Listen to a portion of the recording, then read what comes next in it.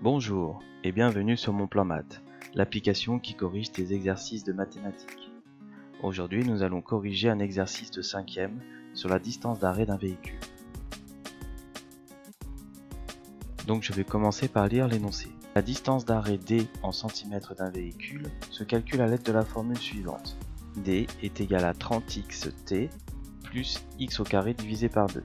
Ce qui est important, c'est la distance d'arrêt D se calcule en centimètres avec la formule petit d est égal à 30x t plus x au carré divisé par 2. X est la vitesse en kilomètres par heure et t est le temps de réaction du conducteur en secondes, donc petit a. Lorsque le conducteur est en bonne santé, t est égal à 0,5 secondes. Donc on a t est égal à 0,5 secondes. Calculer la distance d'arrêt d'un conducteur en bonne santé qui roule à 60 km/h. Donc 60 km/h c'est x. Donc x est égal à 60. Donc on nous demande de calculer la distance d'arrêt. La distance d'arrêt c'est petit d. Donc d est égal à 30. Alors x, on sait que c'est 60, multiplié par 60, multiplié par t, donc c'est multiplié par 0,5, plus x est toujours 60 au carré, divisé par 2. Donc petit d est égal à 1800 multiplié par 0,5, plus 60 fois 60, ça nous fait 3600, divisé par 2. Donc petit d est égal à, donc quand on multiplie par 0,5 c'est comme si on divisait par 2, donc ça nous fait 1800 divisé par 2, ça nous fait 900, plus 3600 divisé par 2 c'est 1800, donc ça nous fait 2700. Alors on sait que la distance elle est en centimètres, donc c'est des centimètres. Pour convertir en mètres, on sait que 1 mètre c'est égal à 100 cm. Donc si on a 2700 cm, pour passer de 1 mètre en centimètres, on a multiplié par 100. Et pour passer de centimètres en mètres, on doit faire l'opération inverse. Donc on doit diviser par 100. Donc là on a 2700 cm, donc on doit diviser par 100 pour avoir en mètres. Donc ça nous fait 27 mètres. Donc là c'est la réponse à la question A. Donc petit b, lorsque le conducteur est fatigué, t est égal à 1 seconde.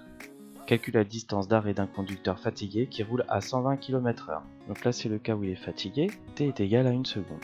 On doit calculer la distance d'arrêt, sachant que x est égal à 120 km/h. T est égal à 1 seconde et x est égal à 120 km/h.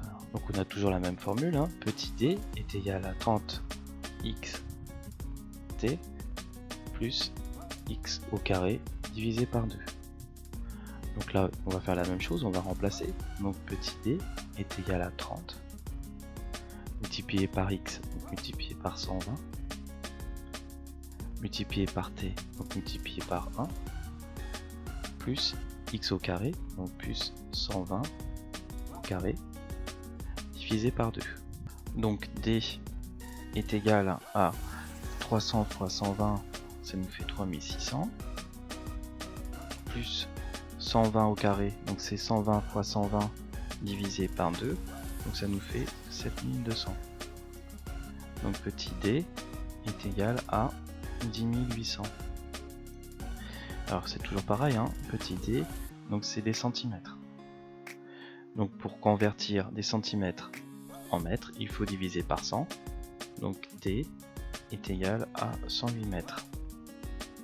Donc la distance d'arrêt d'un conducteur qui roule à 120 km/h, sachant que ce conducteur est fatigué, est de 108 mètres. Petit c, à quelle vitesse maximale doit rouler un conducteur fatigué pour pouvoir s'arrêter quand un obstacle se présente à 50 mètres devant lui. Donc petit c, donc on a toujours la formule, hein, d est égal à 30 xt plus x au carré divisé par 2.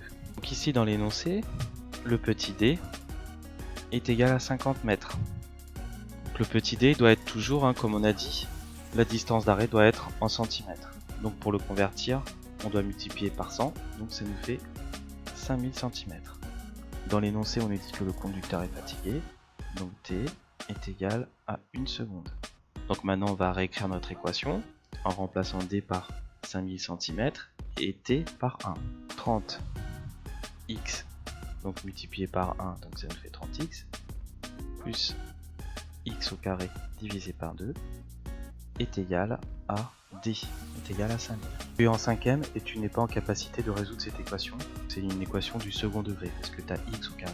Donc maintenant, je te propose une solution, c'est-à-dire que tu vas constituer un tableau donc avec une vitesse et une distance d'arrêt. Donc là, tu vas mettre la vitesse, par exemple 10 km/h, et tu vas calculer la distance. Tu vas faire la même chose pour 20, tu vas calculer une distance. Voilà. Et ici, tu vas calculer jusqu'à 100, par exemple. Dès que la distance d'arrêt va dépasser les 5000, cette fois-ci, tu vas affiner encore plus.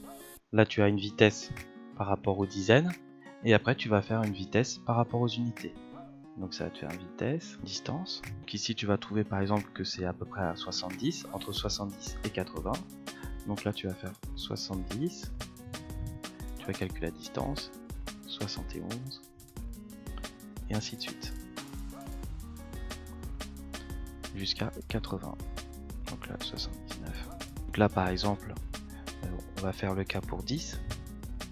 Pour 10, donc ça nous fait 30 fois 10, ça nous fait 300.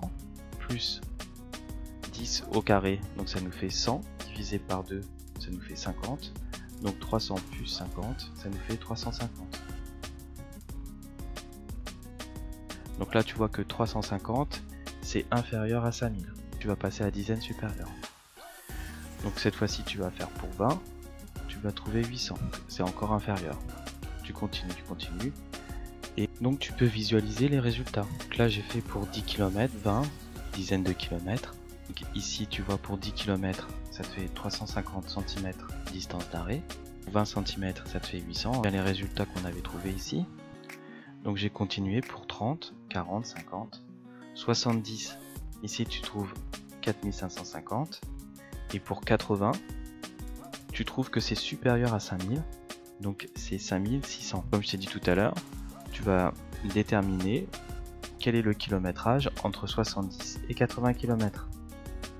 Donc cette fois-ci, tu sais que c'est entre ces deux données, entre 70 et 80. Donc tu vas faire le même travail, sauf que là tu vas faire pour 71 km jusqu'à 79. Tu sais que 80 c'est supérieur à 5600, donc tu n'es pas obligé de calculer jusqu'à 80.